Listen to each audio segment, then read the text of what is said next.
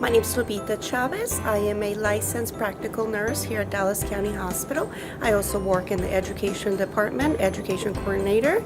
I've worked here for about 18 years and have enjoyed all these years.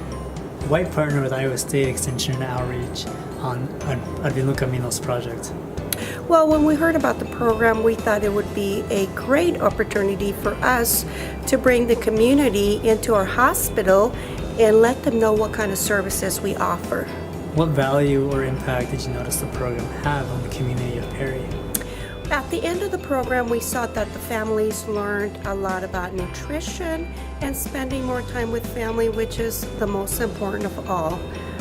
Basically, a lot of the families changed the way they were cooking, more nutrition, and then the value of spending time with their family.